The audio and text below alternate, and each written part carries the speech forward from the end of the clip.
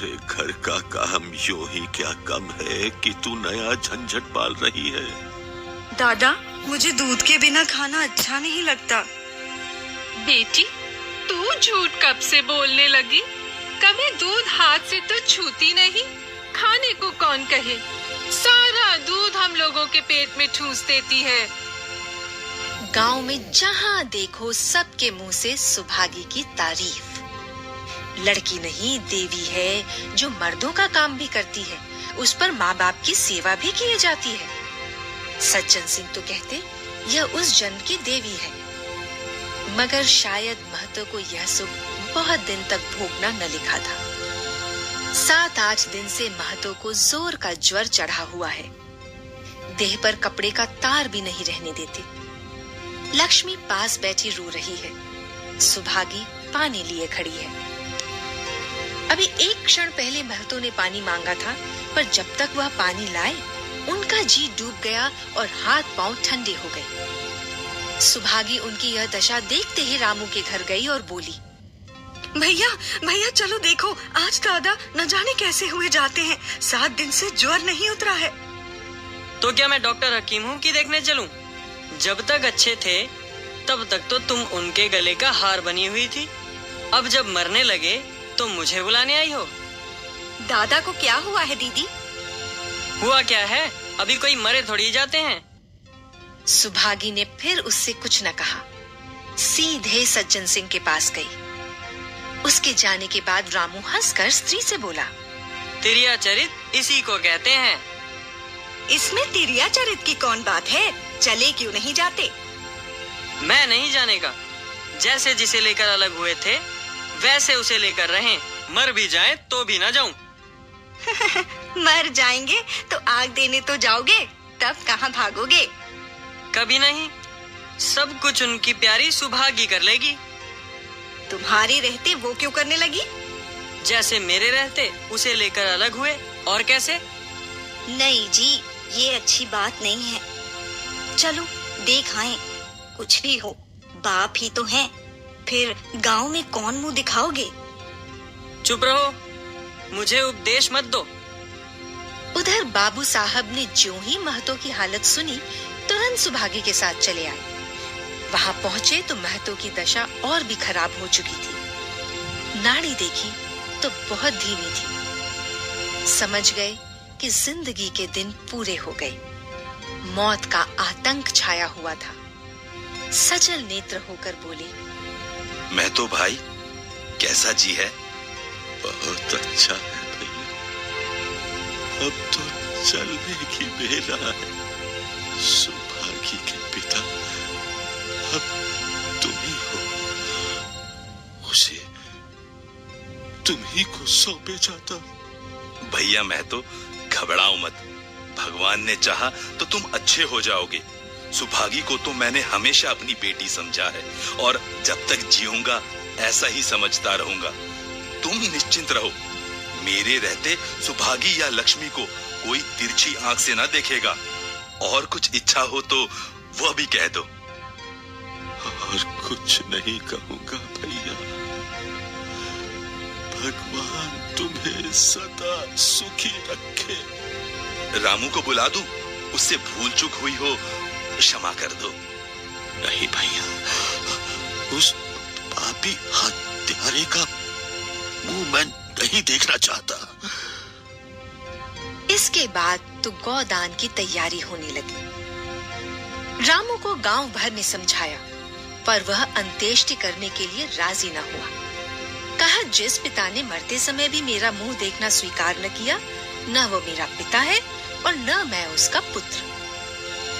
लक्ष्मी ने दाह क्रिया की। इन थोड़े से दिनों में सुभागी ने न जाने कैसे रुपए जमा कर लिए थे कि जब 13वीं का सामान आने लगा तो गांव वालों की आंखें खुल गईं।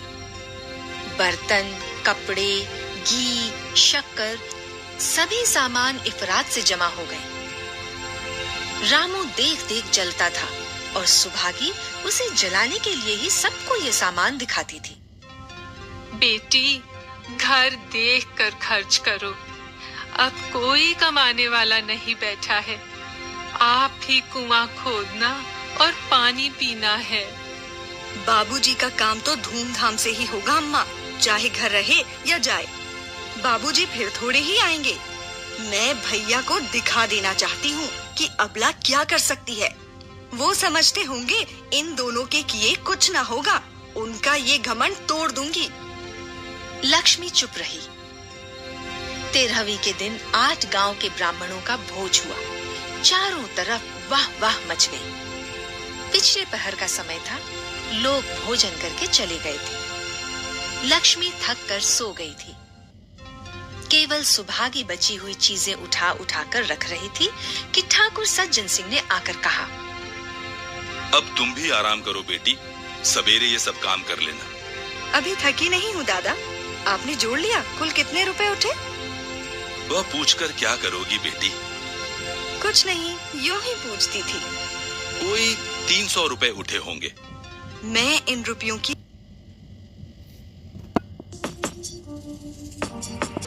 तुमसे तो मैं मांगता नहीं।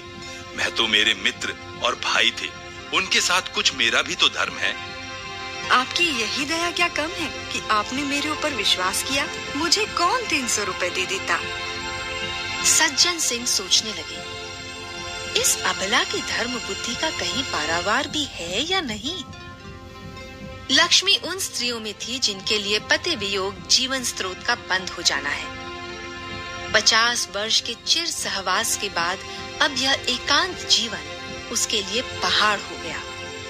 उसे अब ज्ञात हुआ कि मेरी बुद्धि, मेरा बल, मेरी सुमति, मानो मैं सबसे वंचित हो गई। उसने कितनी बार ईश्वर से विनती की थी कि मुझे स्वामी के सामने उठा लेना, मगर उसने यह विनती स्वीकार न की। मौत पर अपना काबू नहीं तो क्या जीवन पर भी काबू नहीं है? वह लक्ष्मी जो गांव में अपनी बुद्धि के लिए मशहूर थी, जो दूसरों को सीख दिया करती थी, अब बौड़ ही हो गई। सीधी सी बात करते नहीं बनती। लक्ष्मी का दाना पानी उसी दिन से छूट गया। सुभागी के आग्रह पर चौके में जाती, मगर कौर कंठ के नीचे न उतरता। 50 वर्ष हुए, एक दिन भी ऐसा न हुआ कि पति के बिना खाए उसने खुद खाया हो। अब उस नियम को कैसे तोड़े? आखिर उसे खांसी आने लगी। दुर्बलता ने जल्दी ही खाट पर डाल दिया। सुभागी अब क्या करे? ठाकुर साहब के रुपए चुकाने के लिए दिलो जान से काम करने की जरूरत थी। यहाँ माँ बीमार पड़ गई। अगर बाहर जाए तो माँ अकेली रहती है। उसके पास बैठे तो बाहर का काम कौन करे? माँ की दशा देखकर सुभागी समझ गई कि इनका परवाना भी आ पहुंचा। महतो को भी तो यही ज्वर था। गांव में और किसे फुर्सत थी कि दौड़ धूप करता। सज्जन सिंह दोनों वक्त आते, लक्ष्मी को देखते, दवा पिलाते, सुभागी को समझाते और चले जाते, मगर लक्ष्मी की दशा बिगड़ती जाती थी। यहाँ तक कि 15वें दिन वह भी संसार से सिधार गई। अंतिम समय रामू आया और उसके पैर छूना चाहता था, पर लक्ष्मी ने उसे ऐसी झड़की दी कि वह उसके समीप न जा सका। सुभागी को उसने आशीर्वाद दिया। तुम्हारी जैसी बेटी पाकर तर गई। मेरा क्रियाकर्म तू ही करना। मेरी भगवान से यही अर्जी है कि उस जन्म में भी तुम मेरी कोख पवित्र करो। Earn Great Place to Work certification, proof of excellence.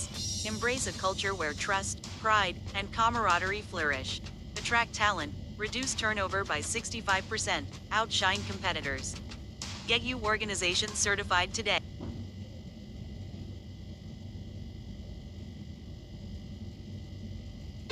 माता के देहांत के बाद सुभागी के जीवन का केवल एक लक्ष्य रह गया, सज्जन सिंह के रुपए चुकाना।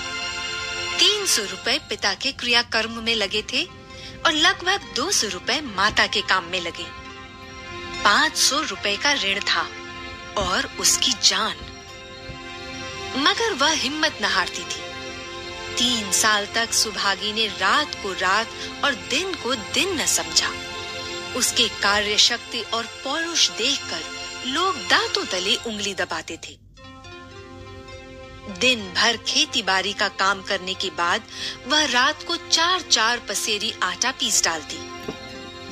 30वें दिन 15 रुपए लेकर सज्जन सिंह के पास पहुंच जाती। इनमें कभी नागा न पड़ता। यह मानो प्रकृति का अटल नियम था। अब चारों ओर से उसकी सगाई के पैगाम आने लगे। सभी उसके लिए मुंह फैलाए हुए थे।